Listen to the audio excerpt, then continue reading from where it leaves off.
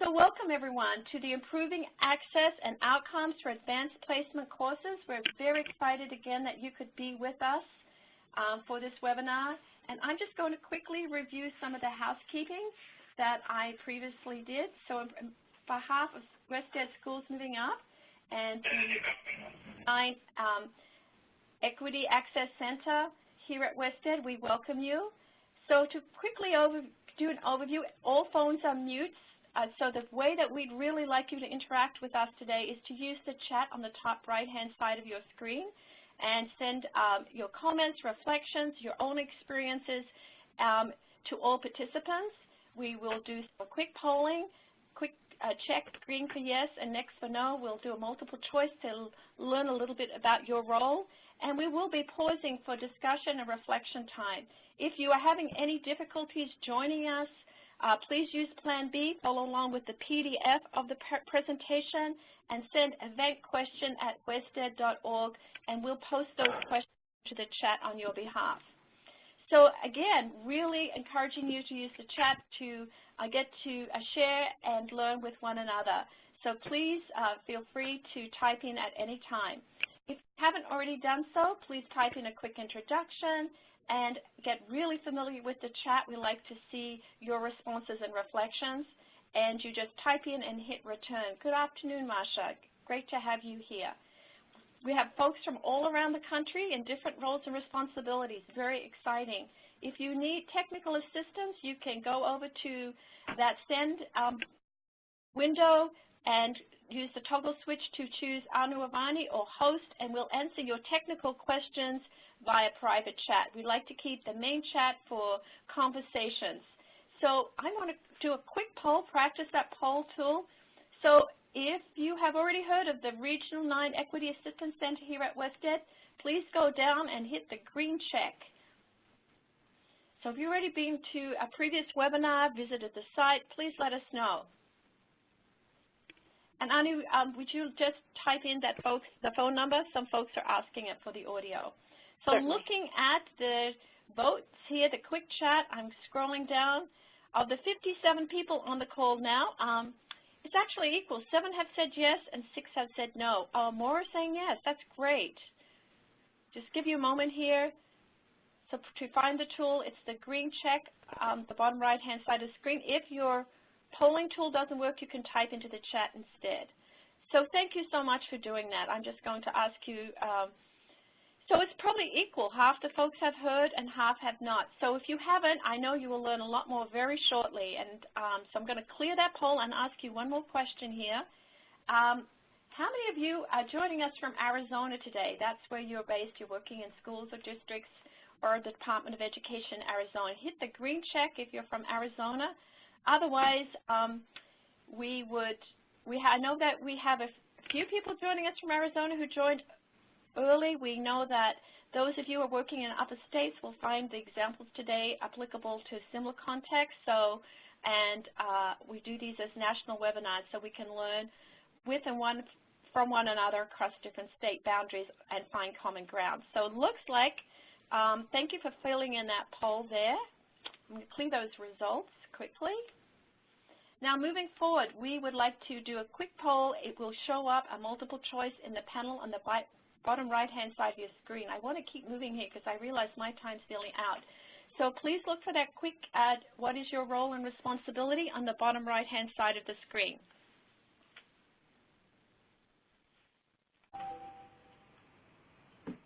So looking at the results very quickly, if it's other and you've already typed in the chat, thank you. We'll post that. School counselor, thank you. If your selection isn't on there, please just type it into the chat on the right stand. Thank you, Heidi, parent educator. State program, thank you. I'm looking at that poll now, the results, and Anu chime in as well. I see that we have 20% of the folks who did the poll said they are teachers, site school coaches. We have 12% saying district administrators, and many others. So we have 5% saying researchers. So many folks have said, describe their responsibilities as other, and a few of you didn't answer, so just type into the chat. If your window close, please open up. Have one more quick response as I hand over to my colleague here at Wested, Lene Dunn. We want to ask you, what is one of the burning questions you hope to have answered about in regards to improving access and outcomes for advanced placement courses today? So if you could type that into the chat, we'd appreciate that.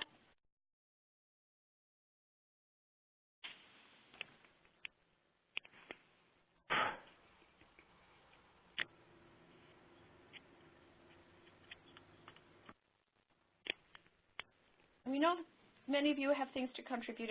So we have one response. How do we change adult attitudes towards opening up access to all students? Wow, thank you. How do we get teams up and running? If I'm an IB school, is this appropriate? As an IB coordinator?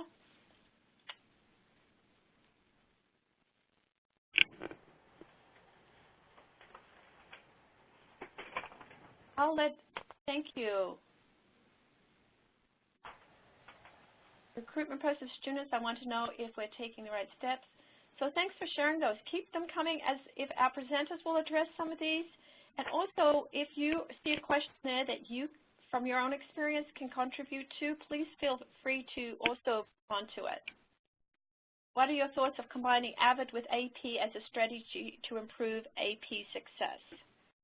So, thank you, Lene answered one of those questions. Thank you. What is a successful model for improving access and equity? Well, thank you so much. So without further ado, as you finish your questions, it's my great pleasure to introduce my colleague, Lene Dunn, who's a Senior Research Associate here at Region 9 Equity Assistance Center, where she supports and leads equity-focused initiatives in Arizona, where she is based in the region. And Lene provides research, evaluation, and consultation, and strategic planning assistance on a variety of topics from systemic reform and school and district improvement, education, equity, and family engagement.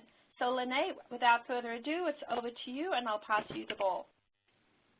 Great. Thank you, Julie. Can you hear me okay? Yes, we can. Okay, great. So thank you so much for all of you being here today. I want to tell you a little bit about the Region 9 Equity Assistance Center. We're hosting a webinar today. We provide technical assistance to state education agencies, districts, and schools to promote college and career readiness for all students, help close achievement gaps, and protect the civil and human rights of students in the areas of race, gender, and national origin. We are a part of a network of 10 equity assistance centers that are across the country. We focus on Arizona, Nevada, and California. The equity assistance centers are authorized under the 1964 Civil Rights Act, and we focus on issues in our region that span a lot of equity concerns, including bullying prevention, school climate, disproportionality, STEM, family engagement, and setting high expectations for all students. We work with districts and schools and state agencies in a variety of ways. We provide these direct services generally at no charge to those within our region. Sometimes if there's a need for extensive and intensive assistance, we can work out a cost-sharing agreement. But our idea is that we work closely with our clients, both virtually and on-site, to help improve or address equity concerns. We've created things like communities of practice and other ways to engage. We also have a newsletter where we highlight some really important information that comes down from the U.S. Department of Education related to equity, our events, and other items of interest. And we have a website where you can sign up for our newsletter and find out more about our services and resources that are available at no charge. We have a lot of resources on our website, so some of the things that you see today might pique your interest. So check out our website to see a variety of areas represented, including civil rights, college and career readiness, school climate, and others. Today, we are very pleased to have representatives from the Glendale Union High School District The College Board named Glendale Union High School District in Arizona a 2013 AP District of the Year for various achievements, including increasing the participation and passage of underserved minorities in advanced placement. Because we see this as a college and career readiness issue, as well as ensuring high expectations and outcomes for all students, this is a really important and exciting webinar for us. So I'm very excited to introduce this team who's been instrumental in building this strong AP program. We have Brian Capistrand, who's an Associate Superintendent of Curriculum and Instruction at Glendale Union High School District. We have Craig Nusey, who's a principal at Moon Valley High School. And to give the classroom perspective, we have Danny Darrow, who's an AP teacher at Washington High School. So I'm very happy to have them here today. And Julie, I will pass it over to you.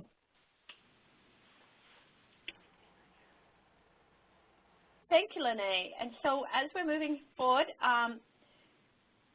we'll be able to contact Brian on our own. Thank you, someone says. So Brian, you're there. So the presentation for today, the agenda is we'll be reviewing, as Lene said, Section 1 will give you a district perspective, and then we'll have a principal perspective and an AP school teacher's perspective. So Section 1, Brian, I'm handing the ball over to you to begin this section with us. And let me know if you need any support. You go up to the top in the window and you can move forward the slides. Thank you, Julie. I'd like to start by thanking Dr. Dunn and Julie and the West Ed Equity Assistance Center for allowing this opportunity. We're excited today to share a little bit of what's going on in education, our story regarding AP in the Glendale Union High School District. What we hope to do today, as I said, is to share what's helped us to be successful, and that is definitely a work in progress. We have not arrived, and we're continuing. It's hard work. It's a long process that never ends. So we're also hoping today in this interaction to learn from our colleagues around the country. As we look at the district perspective for building a successful advanced placement program, I'd like to just pause for a moment and ask our participants, as you look at A through F on this slide, is there a particular area that you'd like to learn, for me to focus on more than another area in my portion of the presentation? So I'll just pause for a moment to get that feedback. Is there a particular area on A through F that you'd like to see focused on more than the others? So Heidi says, high expectations, continuous improvement in AP assessments. I'm just looking quickly. C seems popular. A and B. Thank you. The only other one that I don't see a lot of is actually number E. Okay. So just you know that just quickly eyeballing this, it was A, lots of Fs, also were there, and some Bs. So thank you so much. A and C, too, seem to be the most with F up there. Very good. I will touch on those, I'll focus on those, and I will touch on E as well, because I think E answers one of those key questions on how do we get everyone involved and how do we get that buy-in. So, but I will focus on those areas that were requested. As I go through these, I want to mention that there's no single area, behavior, or action on our part that we can point to that has led to some of the success that we've had in the AP program. As I mentioned, it's hard work, it's commitment, and overall I really think it's about building a culture. And this goes to A, it's building a culture of high expectations and continuous improvement. And we think a key to that are the supports that you put in. Those high expectations must be accompanied by high levels of support. And I think in building that culture, it speaks to the way we have the presentation structured today. It has to be system-wide. It has to be systemic. So we want to talk about what happens at the district level, the local school administrative level, the expectations and the support there, as well as the classroom teacher, the high expectations and the supports that are required to challenge all students to achieve and to support them in that process. So when we look at high expectations, we will see later in the presentation that high expectations are a part of the culture of our district. It's one of our core values. So from the district level, we expect that all schools have thriving AP programs that are accessible to all students. So we expect that our local school administrators and we expect that our classroom teachers will be encouraging students, our guidance counseling departments. We communicate with parents about these high expectations so they know that we want all students coming into our system to achieve at high levels and to take honors and AP courses. Continuous improvement is another part of this, not only having those high expectations, but tracking how we're doing with those expectations, using data to look at enrollment stats and also success on our AP exams. That's done at a district level, it's reviewed at a local level, and it's reviewed at the teacher level to know exactly how they can improve their programs and better support students. When we get to professional development, that's a multifaceted approach when we look at our AP programs. We do allow teachers the opportunity to go to the local AP institute and learn from other colleagues around the state. In addition to that professional development, locally we will hold workshops from our 9 schools with an AP teacher in a particular content area. They come together, they share best practices, they share student work so they can see how students at other schools are achieving. So there's that district-wide focus, bringing those teachers together for professional development. Additionally, the workshops are followed up by a significant amount of informal collaboration. We do have a professional learning community approach in our district, and in addition to those meetings on campuses, teachers build relationships. They're in this AP program together, and from school to school, they are collaborating on a continuous basis to grow professionally. And that kind of covers both the professional development and the collaboration. I do want to speak to the performance pay. We do have a system in Arizona from a ballot measure that our teachers can earn performance pay provided that they reach certain criteria. And what we've done to place an importance and a high expectation on the AP program from a district level is to make AP success, as you see in those 2 areas, both percent enrolled and percent successful as part of the local school performance pay. And that's for every teacher on that campus. It's not just for the AP teacher. So what happens with that is that creates a significant amount of buy-in, and the overall culture that we're building is not that it's just on that AP teacher to have high expectations and prepare that student, but every single teacher in that school has to stretch, has to challenge their students to prepare for honors classes, to prepare for AP classes. So that is how we've built in the performance pay. They have to meet a certain percentage of students enrolled and then a certain percentage of students successful to get those dollars for that particular AP program. And finally, AP assessments, no cost to the student. For many years, over 15 years in our district, we have seen access to AP assessments as an equity issue, and the cost for that is built into our operating cost, and we pay for students to take the AP assessments. So there's not a selective process in our classes in which only the families that can afford those assessments will end up taking the test. All students in every AP class take the exam free of cost to the student and to the family.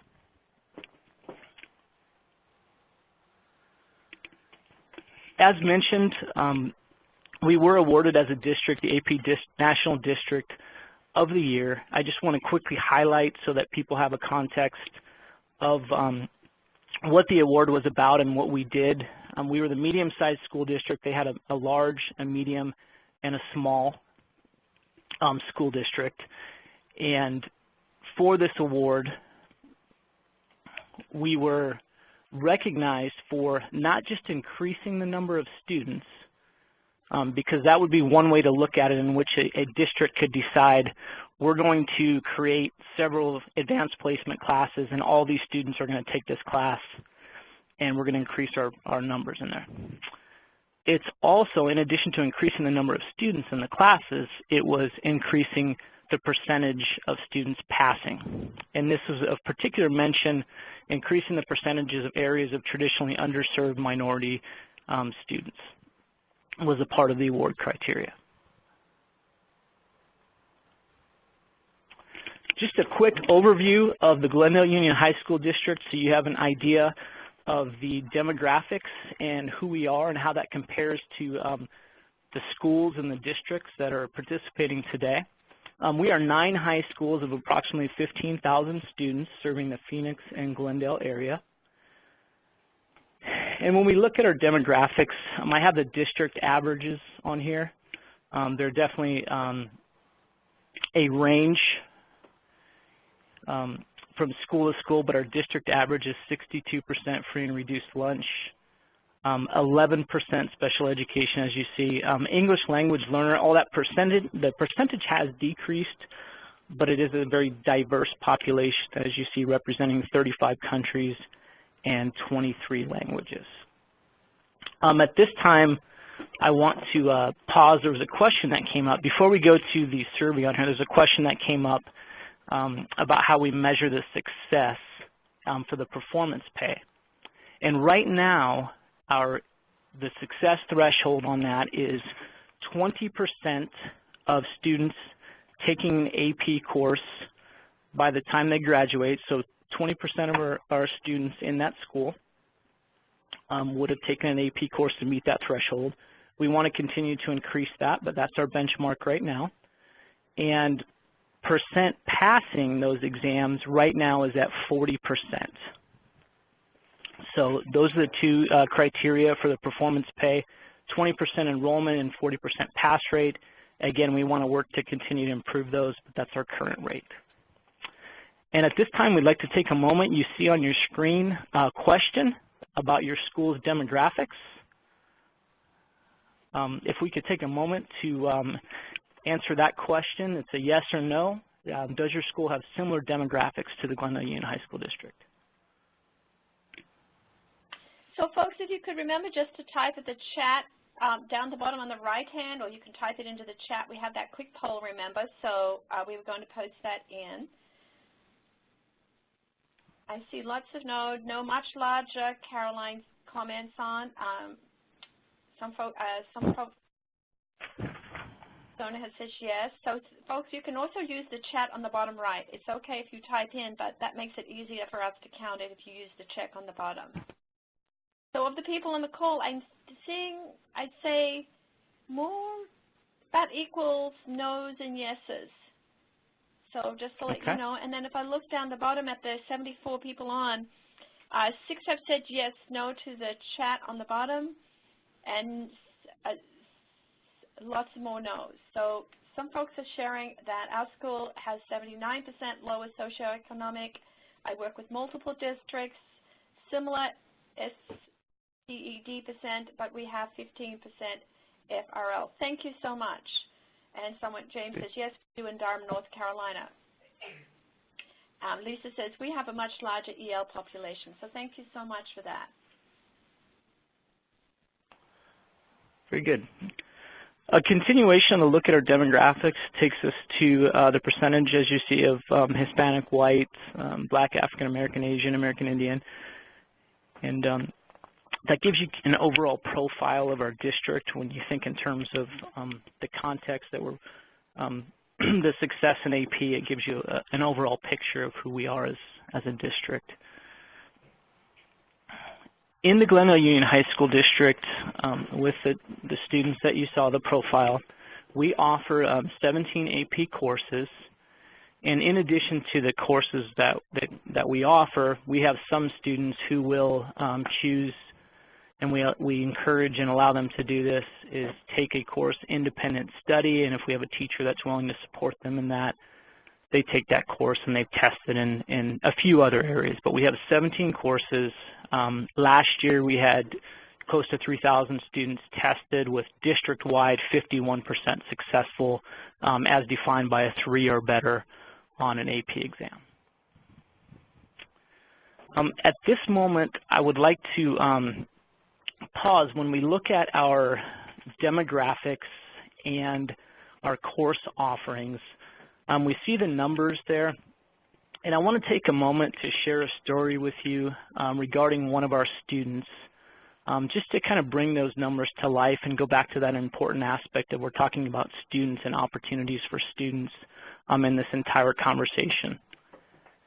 Last year, when we were preparing for the College Board to come and make a very large presentation with local politicians, local educators, community members to honor our district for the AP National District of the Year, part of that process was getting some principals, some teachers, some students, and some parents ready to be interviewed by the College Board. And as we spoke to those various groups, there were many impactful stories. And one that really stood out to us that we want to share with you today was a young man. He was a senior. His name was Robert. He was a senior last year. And as we were interviewing Robert, we were asking him and all the other students we interviewed 2 questions. One was, tell us about your experience and how you've benefited from taking an AP course. And the second was, how did you decide to take an AP course? And we wanted to really see if the encouragement and the support that's going on, that we believe is going on our campuses, was really there. And Robert gave some answers, and he happened to be a student at our lowest, our highest percentage of free and reduced lunch, our lowest SES school. He gave some answers that we expected to hear. The AP course really challenges me. It's getting me ready for college. I'm excited because I'm earning college credit. I've been successful since I started taking these courses. And he told us that he wasn't going to take any AP courses until a teacher in a general ed class, not an honors or advanced class, really challenged him, complimented him on his skills, brought the guidance counselor in and got Robert registered in an advanced placement course. When we asked him about his experiences and specifically asked him about his parents and if they had any preference on where he was going to attend college, he shared some things with us that we didn't expect to hear. He told us that his parents don't have any input on where he's going to go to college because both parents were incarcerated and he had no contact with them. He shared with us that he was living with his aunts, and not only would he be the first one in his family ever to go to college, but he would be the first one who had ever graduated from high school. When he shared this with us, it was obviously an impactful story for us. We were happy for him. We were happy to know that the high expectations that our teachers and our administrators have for our students and the support that's provided with them were making a difference in the lives of our students. And this was just one example of success reaching students that really has a life-changing impact on them. So I just wanted to take a moment to bring that beyond the numbers and bring that to life, the work that our administrators and our teachers are doing through those high expectations and those high levels of support. Part of that process and those high expectations and the belief in our students is living out our core values. So as you see on here, all students can learn. We believe that, we live that, we know that all students will not learn at the same rate. We know that students will need different levels of support. We understand that, and we know that we can get them there with the appropriate support and the appropriate motivation for those students. We believe strongly that teachers make a difference, and you're going to hear later in the presentation from a phenomenal classroom teacher who's just the epitome of professionalism, that has some incredible stories to tell about the success that he has with his students. We also believe that parents matter, and that's a part of this process. You're going to hear from Mr. Musey that we involve our parents in this process of encouraging them to have their students take AP courses. We let them know the benefits for their students. Decisions being student-centered and data-driven. I mentioned that we, as we look at our AP data and data from all other aspects of our programs, we are constantly trying to improve based on that data. Resources being focused in the classroom, that's just a part of who we are. Our money's going in the classroom for our students. Continuous improvement, that's a part of that data, looking at that and looking at ways to improve. We have a philosophy about our safe and orderly campuses. Committed to stakeholder collaboration, that's seen in the parental involvement. All students participating in co-curricular and extracurricular activities. We not only focus on AP and academics, but getting students involved in their school community. And finally, highly qualified and engaging in professional development. And we touched on the support that we give to our teachers regarding professional development. So I would like to close my portion of the presentation by just reiterating that our approach is high expectations with high levels of support. Another key to the success is that this is system-wide. It's a systemic approach where the expectations are set from the district level. The school administration believes in those expectations. The local classroom teacher believes in those high expectations for our students. And what we create with having the different levels, and I think this is key, is we create a culture of high expectations and a culture of excellence where our students understand, because they hear the message from every adult around them in our school communities, that they can achieve at high levels, and we are going to provide the necessary supports for them to do so.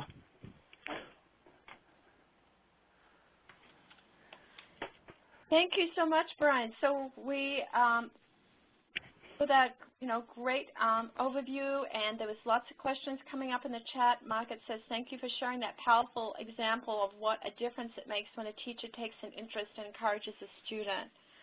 So, Linnea, are there questions that you want to share that were coming up in the chat as we went along? I see one that James has posted. Thank you. I think there's been a couple of questions about the specific support that the district provides, and then also how you engage parents and communicate with parents to get them involved. Okay. Dr. John, could you repeat that first question, please? Sure. There were a couple of people asking for some examples of the types of supports that you provide from the district, just a little bit more detail on what some of those supports are.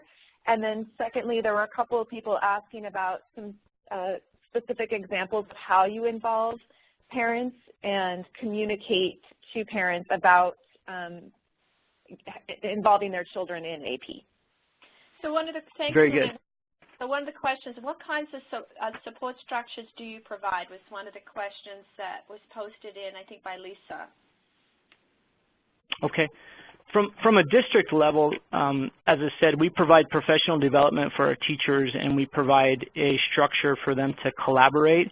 In terms of local supports, if you don't mind, I would like to allow Mr. Musi and Mr. Darrow to answer that directly, because I know they are going to go into that, and I don't want to speak to that before they're part of the presentation. From the district perspective, it's supporting families and students by allowing them to take those AP exams free of charge. The other support structures are for the teachers and the professional development involved, sending them to AP conferences, allowing them to have a workshop at the district office with all teachers involved from the 9 schools, and also to allow them the opportunities to collaborate outside of that workshop time as well. The parental involvement, Mr. Musi will speak more to that, but we do have one district event that is the beginning of that communication and that involvement, if you will. And we have an event called AP and Honors Night. And that event takes place for our future freshmen. The spring before their freshman year, we communicate with all of our feeder schools, and they cooperate with us in publicizing the event to all the families at their school. And we invite parents to come in this spring before that freshman year, and we fill an auditorium with parents and students from all over our school communities, and we talk to them about many of the things that we just talked about, about the benefit of an AP class, just the exposure to that class. We also talk to them about the supports that we give students on that campus to do well in those classes. We talk to them about the opportunity for college credit and how that benefits the student and the parent to earn that credit before college.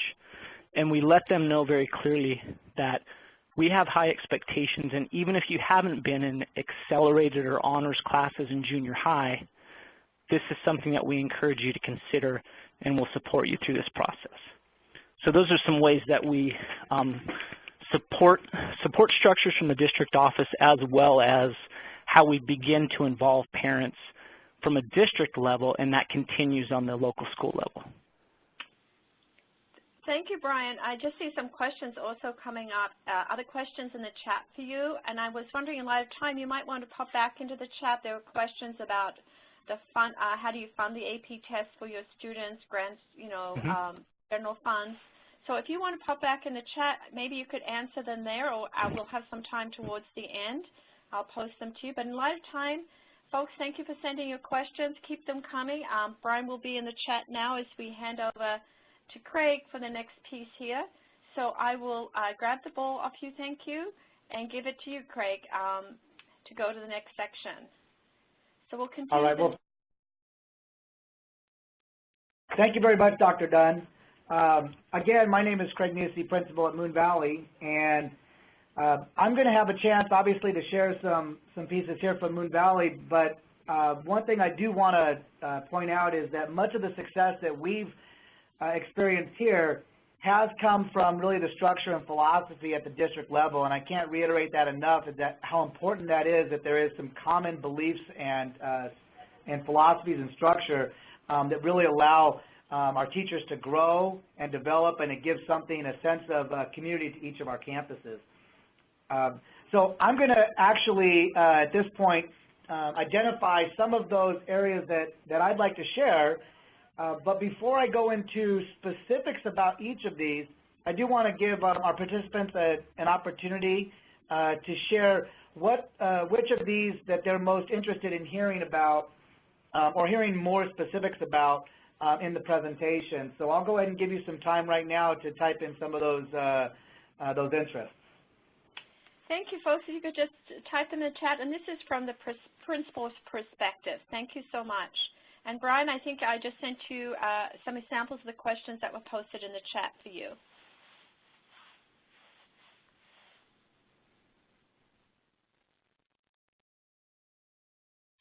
Lots of B's, D's, and G's.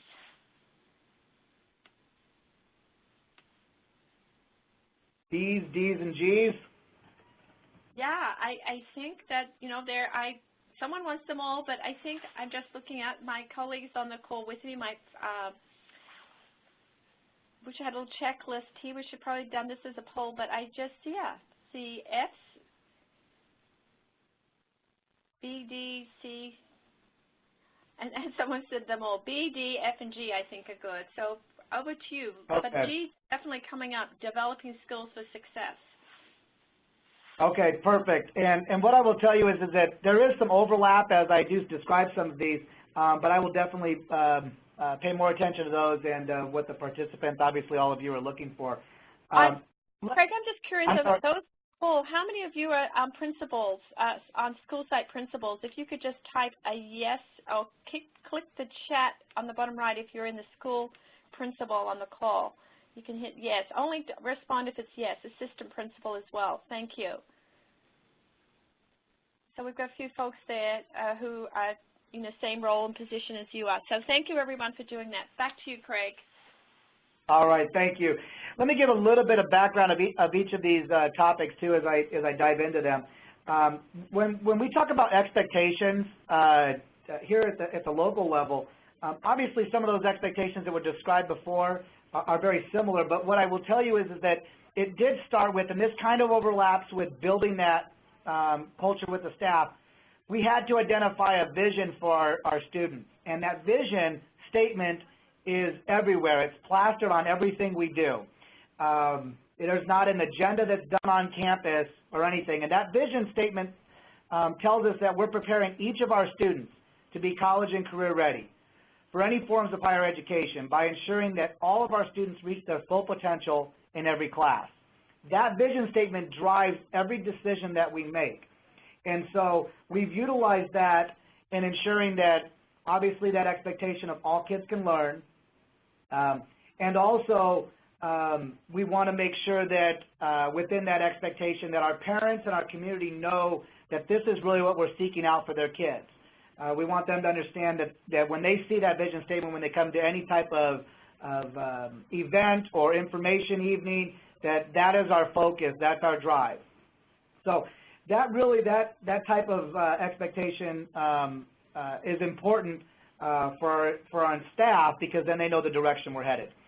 As far as building an AP culture with students, this is a piece I will tell you really talks about, to us, is that every kid, our expectation is that every kid should take an AP class before they leave high school. And I know we know that that's necessarily not realistic, but having that in mind forces us to look at every child to see that is every one of them capable of doing an AP class.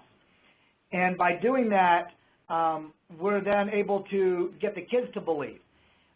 Two big pieces that I will tell you. One is relationships with every child, and the other part of it is accountability. That everyone's going to be held accountable, not just the staff, but every student is going to be held accountable for their academic success. Our third one, letter C there, building an AP culture with the staff. That took a lot of time. Building culture is really about changing beliefs and breaking down barriers where you may see an elitist approach to how we're seeing who should take honors and AP classes.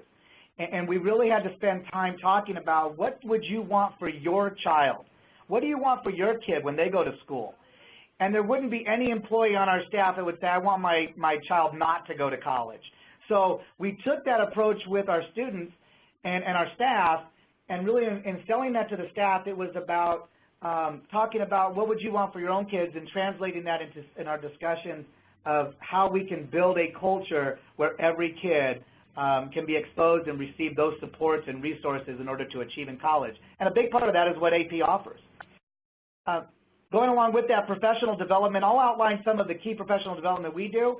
There's obviously a lot that happens at the district level, but we do provide quite a bit of time here and making sure that teachers have that opportunity, and then what we push, whether it be vertical alignment, having conversations, a lot of cross-curricular conversations among teachers. The communication with parents and students, that's a big one that I do want to spend time on. I will tell you that when you're working with a population that's over 60% free and reduced lunch, that you have parents that have never been to college, it's really critical of how you communicate with them. And so I can go into some of the aspects of how we do that and what we've found success there. And then finally, developing those skills. We had to identify what skills do we think that kids need. Skills they need in the classes, obviously, and then what skills would they need in order to be successful at the college level. And many of those skills, and what advanced placement will tell you, the College Board will tell you, is that the benefits of taking AP, no matter how the student scores on the exam, really, then once they take that class, they're going to have many skills that they need in order to be successful at the college level and any higher education classes. So expanding a little bit on the expectations side, it really goes back to that concept of all of our students can learn the AP and honors curriculum. We have to have a foundation that every student that walks in our door can try an honors class. The other part of that is that teachers make the difference. This, from my perspective as a principal, I make sure that I provide and look at what resources are needed in those classrooms in order to make that happen. And it also is about getting the right teachers in the right places. So you have to be very conscientious of who's going to teach those classes. If I have somebody that I feel is not going to encourage students to stay into that, I wouldn't have that person as part of that program. I really want to make sure that I get, as they say in Good to Great, you know, the right people on the bus and everybody in the right spot. So that's really our approach there. Taking a look at the expectations of all students being prepared for college and career. This comes in many of the professional development pieces we do on campus. This is related to the types of note-taking strategies. You know, we have a philosophy that every student in our honors and AP class, and this is cross-curricular across the board, they all use Cornell note-taking. We've found that when the students have common strategies and practices, it really helps students to move forward into the next class and to be successful. So that's an example of how to get those students to be prepared for college and career, is giving them those necessary strategies and providing some commonality in what we do on campus. Ensuring AP teachers receive professional development is an important part, and as I said, I'll outline that a little bit more later, but one example I would tell you is that we have to make sure that our teachers have a time to collaborate. So I actually hold workshops each semester with all AP teachers, and we go through and we have a good time to collaborate and spend time going over what are our expectations, what are the skills that kids need, how are we vertically aligning that from freshman through senior year. So there is an important part of what kind of professional development. It's my responsibility to provide that time, and so we purposely make sure that there is an AP collaboration time each semester for us. And it's really easy to do the one in May, because once all the AP exams are done, those teachers do have some time then that they can come together as an entire group with me and do some planning for the next year. And then finally, data driving the decisions. What I will tell you there is that we look at a wide range of data. And some of that is to place kids. I mean, obviously we'll look at our local district assessments and state assessments to see, are we getting the right kids into honors and AP? We pay close attention to what's happening with SAT and ACT. Are we impacting those scores? When I first started this, we were really paying close attention to how many kids were taking AP, and we were pushing the threshold of, we had over 40% of our kids in AP classes. But we had to really take a close look too is how they were performing in the class too. And so one of the things I will really preach to the AP teachers is that you shouldn't have ones. You know, you should really be pushing those kids. Those kids should really be getting twos. And so as we started paying more attention to what the scores looked like, then we just had to break down that data, obviously, and look at a lot of the sub-skills of what we were teaching in there. And that became a focus in our professional development of teaching skills and teaching kids how to write more effectively. And that's been a much bigger focus even this last year for us. In building that AP culture with the students, starts in the 8th grade. We actually go and visit our feeder schools and talk with those incoming students and parents. That begins the process. One of the things that happens early on is they send us a recommendation list, and they tell us who's going to be coming in. So we spend a lot of time, obviously, and a lot of schools do that, but we want to push those kids in. So I'll give you an example, is that if I see a kid who's signed up for honors geometry and then they have regular biology, that's a phone call home, because I'm going to put that kid into honors biology. And I believe that they should be moving into more of the honors track. So I'm pushing those kids into those classes. And I'll do it vice versa, too. I'll make a phone call home and find out if the kid had exposure to algebra, to see if, because we have an algebra geometry mixed class that freshman year for that honors. So we're really trying to see if we can't get those kids into that honor track early.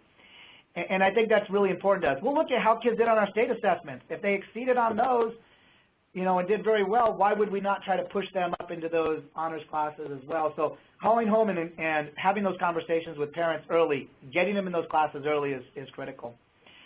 We also will, during that freshman year, we have the counselors meet with every single parent family and do what's called a 4-year plan. And during that conversation with the counselors are then talking to the parents about moving into that honors, exposing them to honors and AP classes, especially those kids that we need to challenge in that way. So that's an important piece as well. We do have kids, I will tell you, that once they get into the class, a lot of times we would hear the question of, well, how do you keep them in there? You know, what if they're struggling? And I will talk about supports in a little bit, but the idea is that we want to keep the kids in there. So some of that comes with the parent communication. We have meetings that we hold once a year once they're signed up for an AP class, and we actually do have a contract. So the parents know what classes are going in, what the expectations are of that class, and they're committing, the parent and the student is committing to staying in that class for the entire year. We believe that holds them accountable. We talk about what's necessary at home for the kid to be successful. So a lot of these parents don't know. They've never experienced that before. So we tell them how they can help in the home with their child, proper homework setup, locations to study, things like that, resources available. And then obviously connecting that to their college and career plans as I've outlined. So one thing that you could answer for us now, it gives me more information, is does your school or district do any of these already? And feel free to share that. I think that's helpful to all our participants.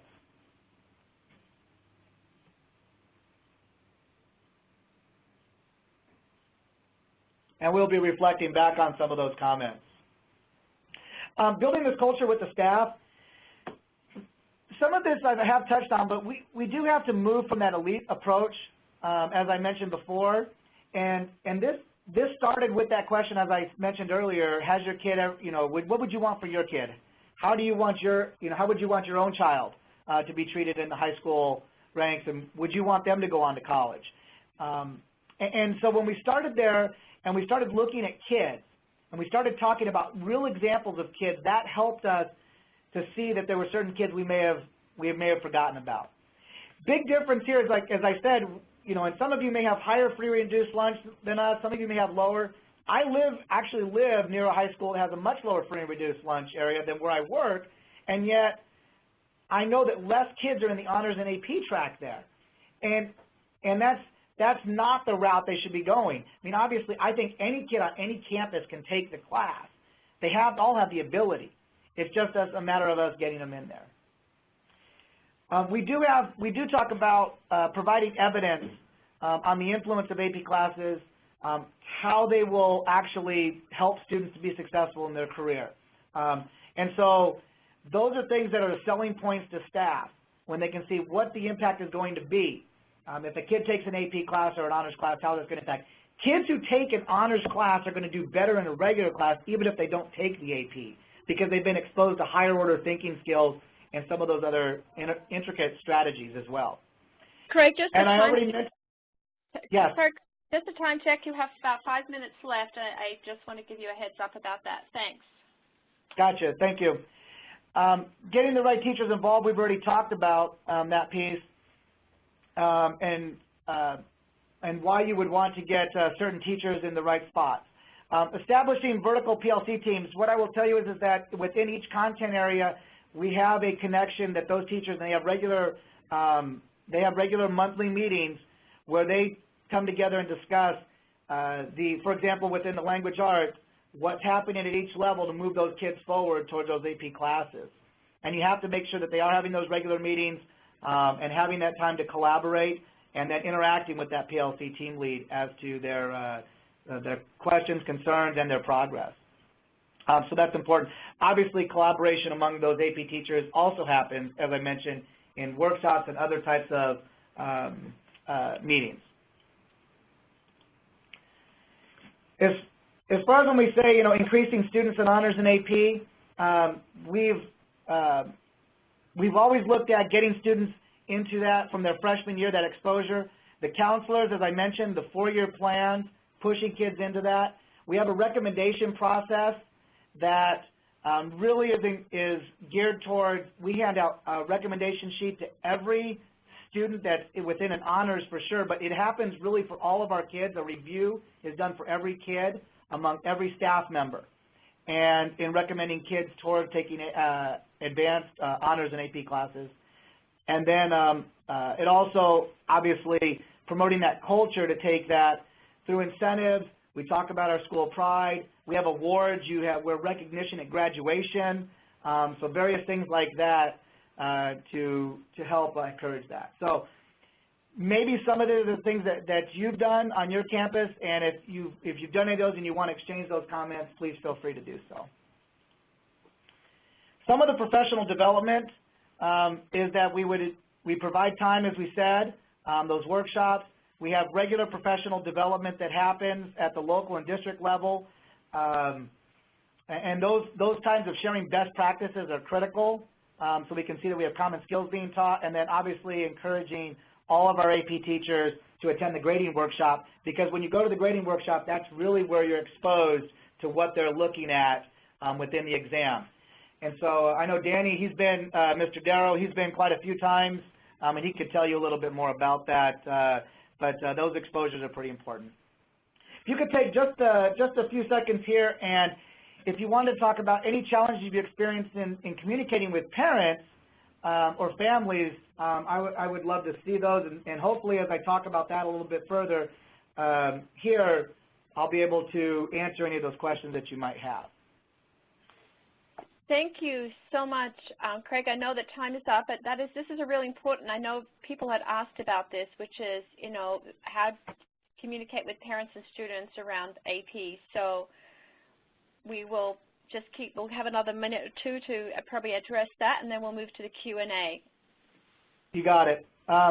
The communication with parents, what I will tell you is that our parents and students, obviously making that commitment each year, we hold an AP meeting for all of them, obviously get them in here.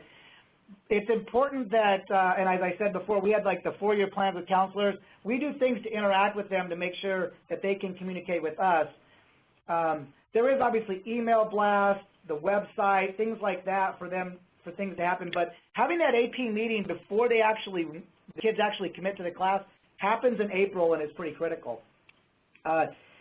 We have students who've never been exposed to college, and that's why these parents don't know what that is going to involve, and so it's pretty important that we make sure that we talk to those parents about what those challenges are going to be for their child, and obviously helping them to feel a little bit more comfortable about it. The other part I will tell you, and I heard a little bit about this, is that when we talk about these skills, and I've already elaborated on this quite a bit, but these are the types of skills you would see in any of those classes. These are the types of skills that we help within these programs. One thing I didn't mention is that, that provides a support structure for our students in getting these skills is we have an AP study room that's open for honors and AP kids.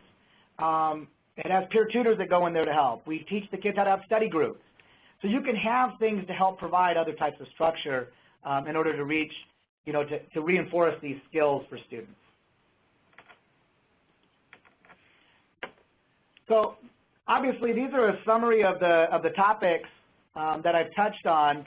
You may have other questions that you might want to outline that we can come back to later that I can comment to. Dr. Dunn, I'll hand it back to you. Julie, you're going to take the reins. I'm going to grab the ball, Craig. And Lene, I'm going to ask you, we know we're a little behind time, but I think there's lots of discussion happening and reflection in the chat. So would you like to pause to ask, and I know, Craig, you can go back into the chat and answer some of these, so that would be great as well. But are there any questions that you think would be great for Craig to answer, Lene? The chat has been fast and furious. I think that there's been some question about how you help students who might be stressed by taking all of these AP courses. Right. How do you address that? Mm-hmm. One thing I will tell you is that by having those times for teachers to collaborate, they've created a common calendar, and so it allows them to see what's going on in each of the AP classes. So that now teachers are thinking about when tests are happening so that they're talking a little bit more. And I know that's not always going to work, but that is a piece that's important from a staff point of view. For students, obviously having the AP study room was really kind of nice because we gave the kids an area where they could actually come together and talk and communicate, to do a little bit more of sharing, to do a little more of the study groups. There's a lot more chat rooms and Blackboard and some of those other things that are happening for our students out there as well. Those types of learning resources and places on campus are critical for our kids. And then kids who've taken the AP class before, utilizing those kids as tutors also really helps. So I really think that those are two, critical parts of that is really giving the place and the time and teacher communication, but also utilizing our students to assist other students as well. So, Great. Thank you. So one question Lisa had was, how do you get parents participating in the AP conversations? I think she was interested in hearing a little bit more about that as you shared on one of your slides, the parent participation evenings about AP. Right. We actually set that up, and I to use a, probably not the word that people like to hear, but we call it mandatory. Your kid's going into AP and we need you there. And some of it is that we actually do get on the phone of ones that we're a little bit concerned about showing up, and we really have to we have to talk with those parents. And if parents don't show for the meeting, we are going to have a conversation then over the phone with them. We have to reach out. It's got to be done. And so there has to be no exception to making sure that every parent that we are encouraging their kid to get into that honors and AP track, that we have a conversation with. So a lot of it does come, yes, but I think having a meeting on campus, having refreshments helps, but making sure that you get them into the room and down to the school is probably half the battle. Once you start having it, what we've found now is that we had to move locations because we didn't have enough capacity. And so we get all counselors there, we have all AP teachers there, so a lot of phone calls are going out to make sure that we have the parents there listening and able to answer questions and getting the information they need. Thank you. And there's been Craig, if you want to go back and look at the chat, there was sharing about organizing different types of study halls and supporting students in different ways through different programs. Some high schools have organized groups targeted for different students to give them a cohort group to prepare and succeed with AP courses. So there's just thank you. There's lots of different suggestions. So we will please keep the chat and exchange in your own experiences in the chat, and I know that Craig will jump back in and quickly look at and answer some if you post them in there. And Danny, I think that there's lots of great sharing and questions coming in the chat. And now, Danny, it's over to you for Section 3. And a quick question, how many of you on this call, as we head it over to Danny, who is a teacher of AP, are also teachers teaching AP? So if you could just let us know a quick yes, no. Are you a teacher who's on the call teaching or responsible for AP? And you can either hit the check or type in the chat. The check box is at the bottom here. And I'm sure Danny will reflect on how he gets parents involved with his work as well. So looking at the quick checks here, looking at those numbers, we have about 10 confirmed yeses. So Danny, it's over to you. We have some folks who are former teachers, AP teachers, counselors. And there's a question in there about state funding that, Brian, you might be able to answer for Craig. So over to you, Danny. Thank you. First, I currently teach at Washington High School, which is in, of course, the Glendale Union High School District, but we're at much higher end when it comes to free reduced lunch and also our minority population. We're well over 70% free and reduced lunch here at Washington High School, and the vast majority of our students come from a minority background or low socioeconomic status. And one thing I do as a teacher, I speak with teachers all across the country, whether it's through AP programs, other programs that I'm involved in. We talk quite a bit about the challenges that are faced with students who come from a lower socioeconomic background. But I believe it's important to not use those challenges as a crutch per se, but as a method that we could find a plan to overcome those challenges. And if we go in with that mindset, it helps, I believe, for us to be able to get the kids to achieve. So I'm going to talk about 4 different areas today, things that I don't believe are brand new to education. There's certainly things that are very important to education, but I'm just going to give the spin that I use on in my class to help my students achieve. And so if you want to take a moment There's a letter by each one of them, by expectations, providing support, creating a team atmosphere, and my idea that AP is a marathon and not a sprint. If you wouldn't mind punching in a letter that you believe you would like to hear more about, I'll do my best to address that.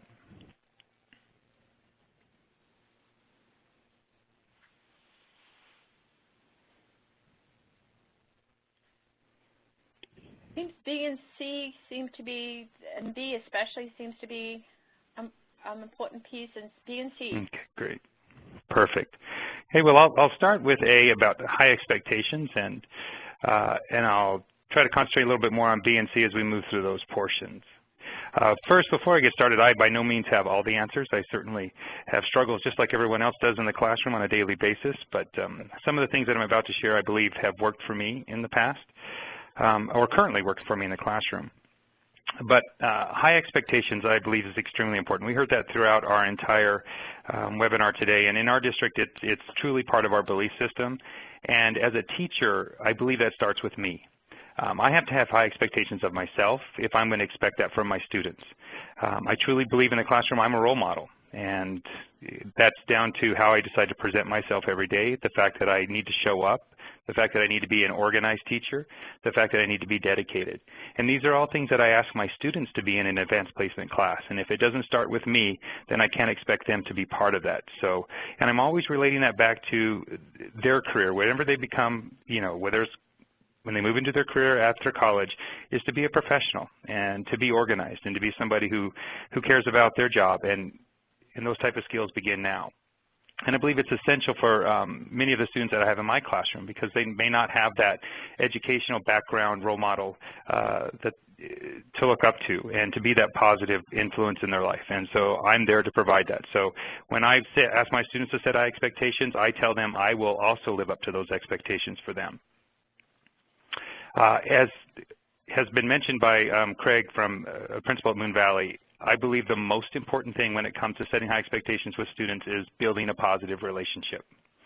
I build a relationship with my students. I kind of often use the example, it's the parent-child relationship. Sometimes, you know, they love me. Sometimes, you know, they don't as I'm pushing them. But I believe it's important that you build that positive relationship, and it takes work. But once you have that relationship, you can really help to shape and mold that child to be a successful and contributing member of our society. Another part of high expectations I believe is significant is a strong work ethic. And as I stated before, I believe that begins with me. When I'm preparing my students, I'm not a lecture teacher by any stretch of the imagination. I truly believe there's a way to get through all of the AP curriculum without lecturing, and so I develop meaningful activities, and I'm always explaining the connections of the activity that we're doing with the outcome that's going to help them become a better prepared student for college and their career. Strong work ethic with my students. I demonstrate that by providing them meaningful feedback in a timely fashion. So when I collect an essay, that essay comes back to them with feedback that they can digest, feedback that they can understand, and feedback that they can see how it's going to improve them for the next exam or essay that's coming up. And I believe if we're that role model, the students will absolutely follow that example. I've been an AP teacher for over a decade, and I've had an extreme amount of success with this and the idea of making sure that the students, that I first am that example, and I believe the students will follow. Another part of this is always remaining goal-oriented. If you got to focus on the future achievements. My students walk into my class, we're constantly talking about college and career. It's where we're headed, it's what we're about, and I'm going to do what I have to do to help them through that process. And we consistently talk about it.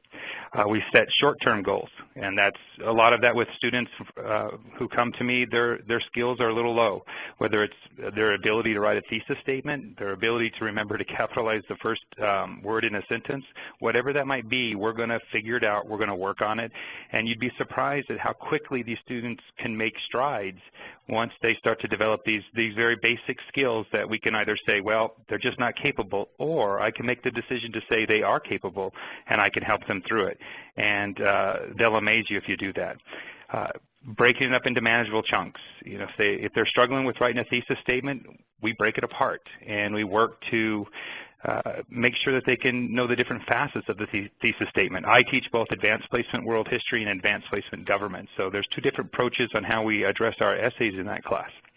Also breaking down how to attack a multiple choice question at the AP level, and again tying that into their success in college. There's a question, some questions are coming up about what courses do I teach and where do I have the greatest success. You know, I've been teaching advanced placement government with my seniors for the longest amount of time, for a little over a decade now. We've had a tremendous amount of success in there here at Washington High School. With our demographics, we've had over a 90% success rate if you take our average over those past 10 years. So I found that these models work. With the AP World History, those are sophomores. It's a little lower. We're still well above the national average, but it's part of that, as I'll address later, that marathon, not a sprint, as we're working to help our students become successful. A lot of you had said you wanted to hear more about what I do when I provide support for the students. Hey, and I have this on the PowerPoint, but it's just one of the things I discuss with my colleagues. I believe in setting high expectations, but with the students who may not come with a ton of skills, it is important, I believe, to have what I call a safety net. We have to help our students develop the skills that they need for AP, and these are the same skills that they'll need for college. Most of my students come to me ill-equipped to write at the level they need to critically read at the level they need to, and to study. Some of my students have survived thus far by just reviewing their notes real quickly and doing well in a class. When you encounter your first AP class, that's usually not the case. So I have to teach them study skills, and I take the time to do that. I also try to provide different approaches to studying, and I offer my students time that they can come in. If one way of studying is not working for them, they can come in and we can find another. I have my students who struggled on the test. They come in after the first test, they come in and we discuss other options of how they can study. And I continue that process throughout the year. But I believe that safety net is so important because it's so easy, and teenagers' mentality sometimes is so fragile. If you're not careful, they'll give up on you, and then it's a lot difficult to get them back. But if you provide that support, I think that could be a life-changing experience for the student. I often share the students, you know, a story. I went skydiving. You know, I did a tandem jump, and you know, I was frightened by the experience, but I was also thrilled to do the experience. But I was connected to a professional skydiver. So through that process, I had a wonderful experience, and I knew that if something went wrong, there was somebody there to help me out. And I just share that story with my students to let them know that's who I am. I'm there to help them and to provide the support that they need. And crucial with our students and the students I see in my classroom, because many of them haven't had that, and I say haven't had it from an educational background. They haven't been pushed in their education. They don't have those role models at home who have gone to college, who haven't experienced that. So it's so important to let them know that they're not alone in this process and that we're going to work together in order to pull this off. The next part I would like to talk about is skill development. Skill development, in my opinion, is key. So many times in advanced placement, we get caught up in this idea of we got to get through all the curriculum. We want to race through the curriculum as quickly as possible, because if I don't get the curriculum in, my students aren't going to do well on the exam. But as I step back, and I started that process a few years ago as I panicked as I started to teach AP, but I realized if I don't help the kids with the skills that they need to be successful, I can get all the curriculum in I want, and they're not going to be successful in not on the AP exam, but then I've let them down and they're not going to be successful in college. So I like to break it up into manageable chunks, and that changes from year to year. And it just depends on the level of the skills of the kids when they come to me. But the students know that I'm committed to this process. A major part of what I believe is important for kids is the reading and writing skills. And they take practice to develop. It doesn't evolve overnight. It doesn't evolve within the first couple of months. It takes us, the better part of the year. My sophomores in AP World are just now hitting their stride when it comes to reading and annotating and doing it appropriately and preparing for college. My seniors at this point, they've been through several years of AP here at Washington High School, and for them it's almost like a second language. They know how to read, they know how to read critically, they know how to think critically. And so that process pays off as we get down the road. In skill development, I think active participation is key. I always try to involve my students. I make sure they do the thinking and I don't do it for them. And it's a big key. And it takes a lot of work on my end to prepare certain materials for class, but I think it's so essential that they're doing the thinking and I'm not providing them all the answers, or I'm not just providing them information and they're being passive learners. My next point here I want to discuss is feedback, and I wrote it 3 times. I wrote feedback, feedback, feedback, because as I look back over the success we've had here at Washington High School in our AP program, it goes back to 2 things. One, I've spoke to about earlier, is building a relationship with the students, and 2 is feedback. And when I talk about feedback, I mean focused feedback. My students, for example, my sophomores, we start by learning how to write a thesis statement, and I provide feedback on that thesis statement. And the student digests that feedback. I even have my students explain that to a partner as they go through that process. So I have numerous ideas that, as far as feedback is concerned, that I use, and I find a very strong relationship with student success if you develop quality peer feedback where students are speaking to each other and explaining back and forth to each other. It's a process that you have to guide and you have to develop, but once the students grab a hold of it, it makes a tremendous amount of difference. The next thing I would like to discuss, so again, yes, and if you have any ideas on feedback that you would like to add in there, please feel free, and I'll certainly try to address some more of the ones that I use as well. Creating a team atmosphere is the next thing I would like to talk about, and this is part of that. This is part of that relationship building. We all work hard to succeed. The first thing I tell my students on day 1 of advanced placement class is that we both have a job to do, and I include myself in this. My job is to work hard for them, and I tell them I will do that. I provide examples of how I will do that, and I'm here to support them. But their job is to study hard, is to digest the feedback, and is to make improvement. And we are committed to that process. And I have a constant commitment to that process. So, for example, my students are about to embark on spring break here in Arizona. And so we'll have what I call my commitment calendar. I will have each child, you can do it on a quarter sheet of paper, and they will be able to fill out the times in which I put a little calendar together every day, and they fill out the times in which they studied over the break. Because over the break, they're going to be doing a little bit of homework, but they're also going to be asked to study and identify their weaknesses. So that's part of a commitment we make, and they fill that out. And I go as far as them signing at the bottom, and we talk about how it's important. It's your responsibility to be a professional when it comes to those kind of things. And I just think it helps to connect that idea that I need to take responsibility for my success or my failure. And speaking of which, I believe that, as a team of students, we succeed and we fail together. I take complete responsibility for what my students learn in my classroom, and I do whatever I can to motivate them.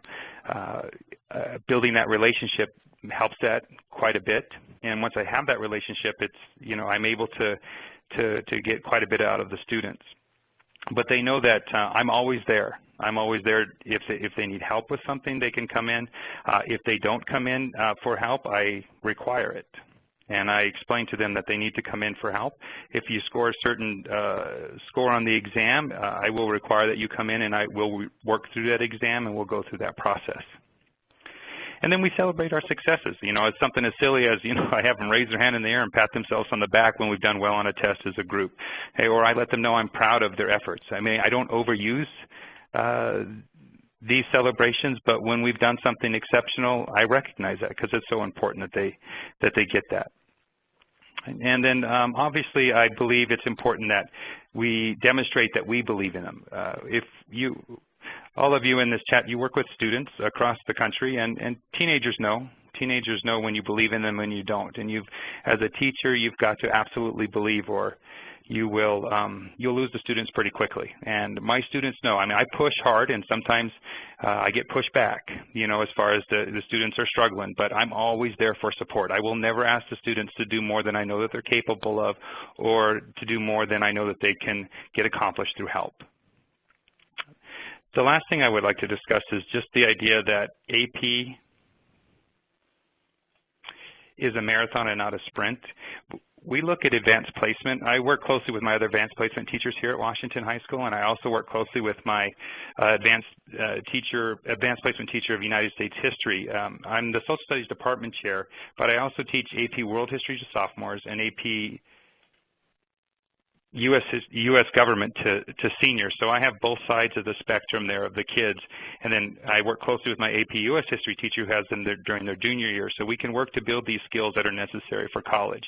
And our kids come into us and they struggle a bit in the process. And we're there to help them. And I mean help them including with grades. My goal is not to destroy a child's grade. My goal is to push the child as hard as I can push them, but I provide measures, whether they're corrective measures that the student has to complete or to come in and I don't do retests, but to rewrite the essay to earn some points back, because my goal is that the students in the end develop their skills. And so we work on that as a process.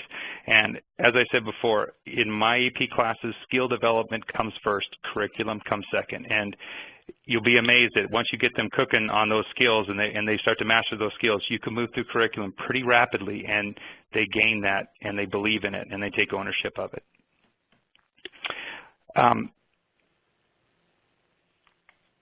I also teach my students, and a skill that many of my students don't have when they come, is that giving up is not an option for us. There's so many times that they've seen and come up on a struggle in their life that they just give up and they move on to something else. And AP is not something we're going to do that. We're going to find a way to figure it out. So I teach them how to pick themselves up and dust themselves off, and most importantly, learn what is it that caused me to fail or to sidestep. How do I need to improve on that in the future, and then develop a plan for success, or to set a new goal so that I can achieve that. But we're not going to quit. And another big part of that is failure is part of success. It's the only way we learn.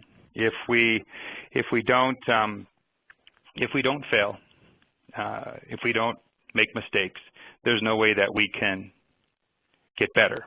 And when we do that, we just need to pick ourselves up and move forward. And lastly, I believe our ultimate goal is to prepare students for the rigors of college and their future careers.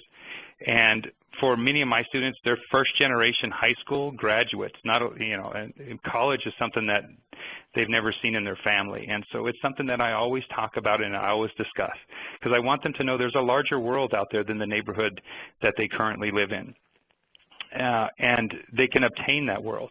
And the education is their ticket to that larger world and to be part of that process. And a great part of that, if you're working with your students, is to share examples of kids who have been through your AP program.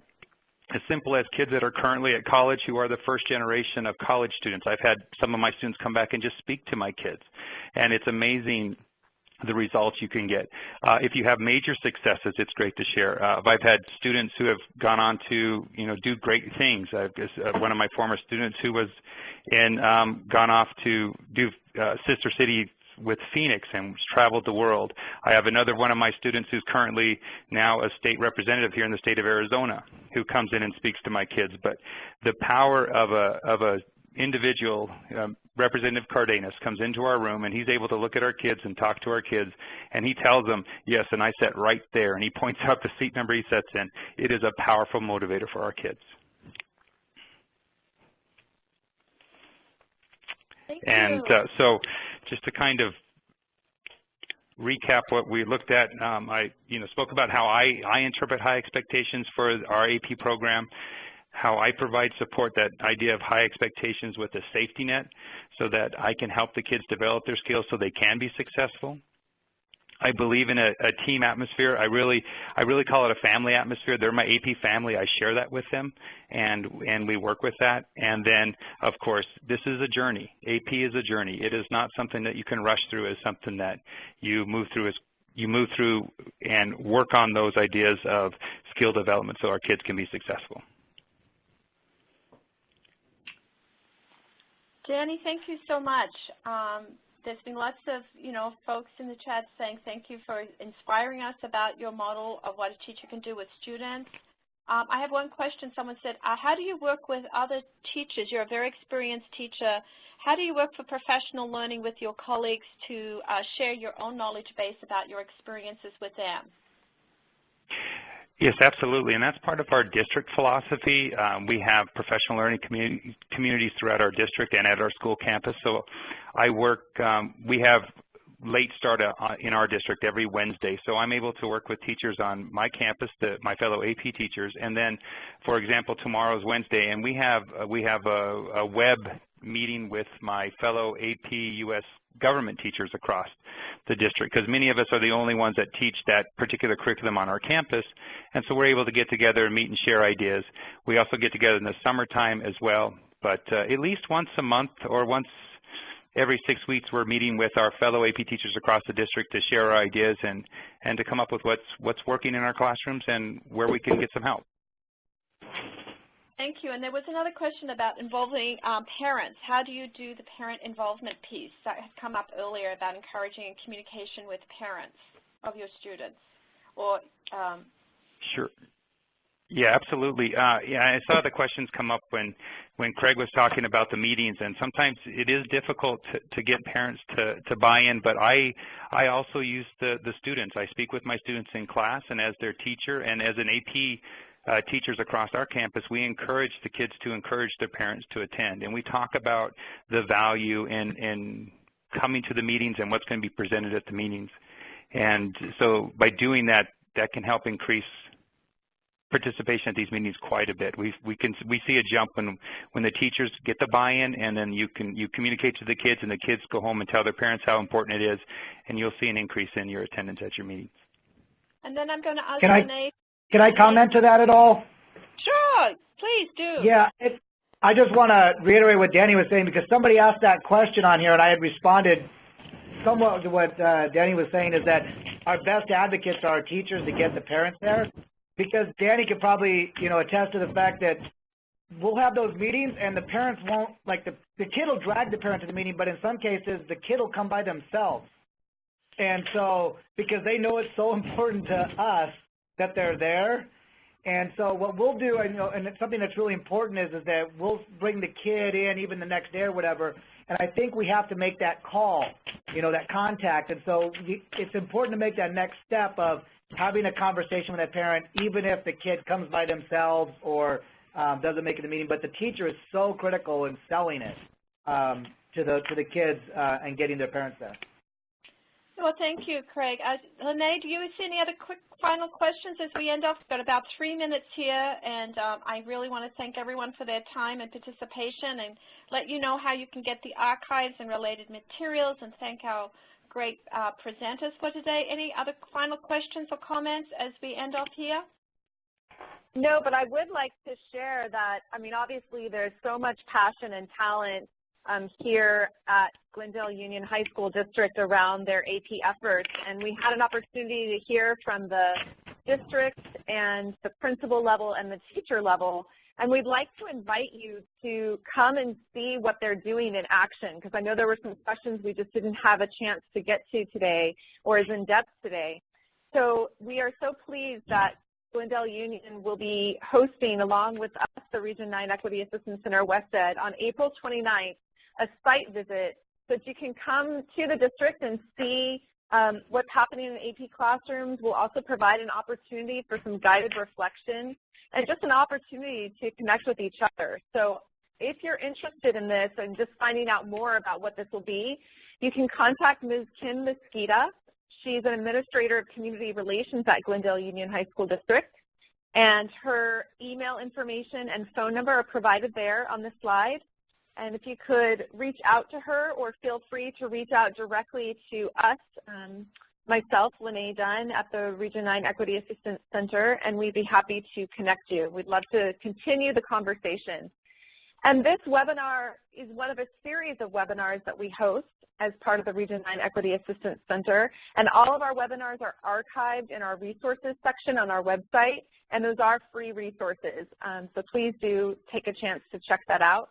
But I'd like to really just take a minute to thank all of our presenters, Mr. Brian Capistran, Mr. Craig Musey, and Mr. Danny Darrow for sharing their really inspiring strategies and successes. And I'd also like to thank Julie and Anu for all the background scenes of making this webinar happen. So thank you. Well, thank you, Lene, for organizing, coordinating this, and thank you to our wonderful presenters. And I'm so excited that you can have continued conversations. I would love to join you in Arizona, and if you, I know that folks come from different parts of the country, and so that's why we also have webinars, but we'll also share this information, and I'm sure it's posted on the Regional 9 Equity Center site as well. So thank you again for all that you're doing on behalf of our students. And as we end off today, we want to give you some quick housekeeping. Give us your feedback. We'll be posting up the URL very shortly. We do have the web resources, and in fact, we will be posting the web resources in the event room, where we'll post it right in the chat where you can get these. You can scroll down to the bottom of the record, and we have posted these up in a folder called Box for related resources. And the PDF and everything is involved in the West Ed Schools Moving Up Improving Outcomes courses we just posted in there. So without further ado, I want to thank you all again for being here. And as we push out the final survey, and before you leave, because you could spend 5 minutes to give us your feedback, would ask you, any presenters, any one quick thought, reflection, final reflection as we end off today's webinar. Brian, quick thought. Craig, quick thought. And then over to you, Danny, for quick thought as people fill in the survey and we end today. Yes, thank you, Julie. This is Brian Capistran. I just wanted to, again, thank West Ed and thank all the participants. And my final thought is that I'm extremely proud to be a public educator. When I listen to our principal, Mr. Musey, and our classroom teacher, Danny Darrow, speak about the passion with which they approach educating all of our students and giving every single student the opportunity for success and giving an opportunity for a life-changing impact to occur. So I'm just very proud today when I listen to the work that's being done in public education. So I thank you for the opportunity. Thank you so much. And Craig? Yeah, again, I want to thank West Ed and obviously you know, working with these other colleagues of Brian Capistran and Danny. And I had the fortune of teaching next door to Danny, so I know how talented he is, and that it's an honor to work with all of these educators. My piece that I'll always advise is just continue to challenge the idea that you have to have high expectations for every one of our kids to go on to higher education. Well, thank you. And Danny? Absolutely. As a teacher, I guess the one parting thought I would leave is believe in our kids. You know, it's amazing what you can accomplish if you just believe. The kids, they may fight you a little bit in the beginning, but they'll eventually come around to your line of thinking. If you keep providing that support and that belief, they'll begin to believe in themselves. And once you've done that, you've changed their lives forever, and you've changed our communities forever. Well, thank you so much, and thank you for inspiring us, you all today. And thank you to Equity Center Region 9 for sponsoring this event, and to all our participants for their active participation. And as Lene said, we invite you to continue the conversations either through the website or joining the exchange in Arizona if you can make it, and sending questions or comments. Thank you for your feedback through the survey. The PDF and the recording will be posted out shortly to everybody. And thank you all for the great work you do again. And I'm officially now ending today's presentation. Thank you all, and keep up the great inspiring work. Bye. Thank you. Thank you.